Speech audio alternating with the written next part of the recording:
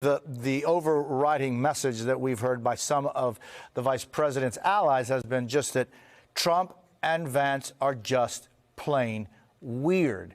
Victoria, is this kind of a line of attack that could work? It's a line of attack that can have some inroads with the folks right outside of the edges of the base of the Trump support, right? So the ones who love Trump, they're going to be with him, no matter who his vice presidential pick was. But then there's that chunk of people, I don't think it's necessarily big, but that is pushing themselves to once again, for the third time, hold their nose and vote for Trump.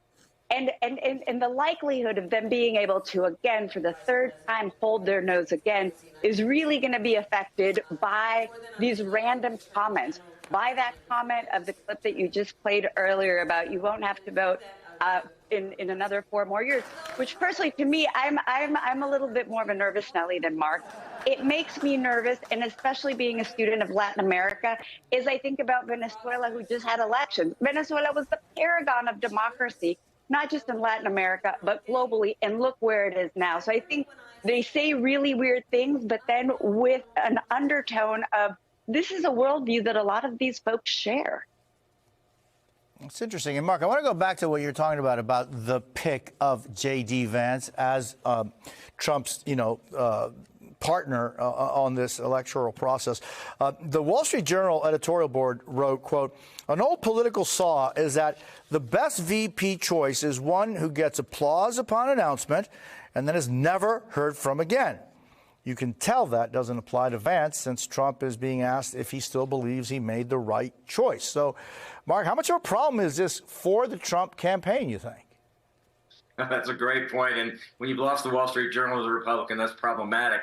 The point that they're making there is a good one, which is that he has been not only neutral or not even positive, but he's been a distraction and a negative one at that.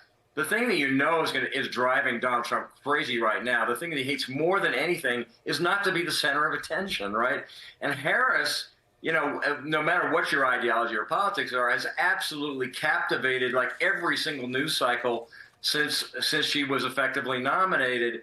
And that's, by the way, likely going to keep happening right up until and through the convention. So she will, in effect, have dominated the headlines for a month, with the exception of the headlines that J.D. Vance has been getting, and those have been across the board all negative.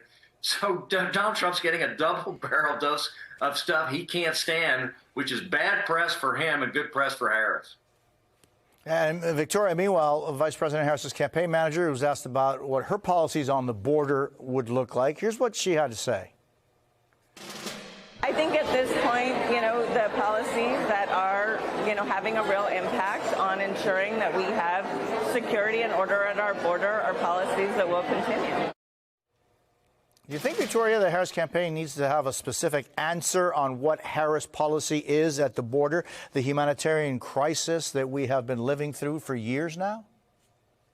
So, immigration policy is something that you don't want to get into the weeds about. I mean, really here, it's about solving a problem that has been broken for over 30 years. And I think that she needs to be very clear and very resonant on that.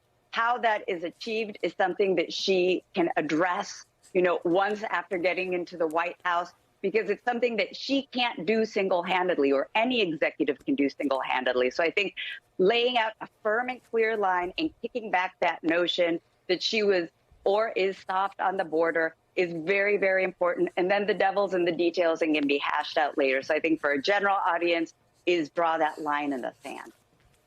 Yeah, Victoria, but then again, the fact that she was early on tasked by President Biden to be behind a study of what the root causes of migration are.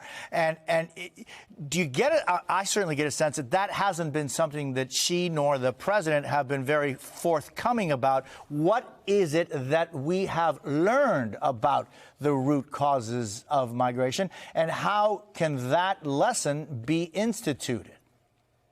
I mean, immigration from time immemorial is push and pull. What's happening in the home country? So I think that is 50% of the equation. And I think you mentioned that. She references that.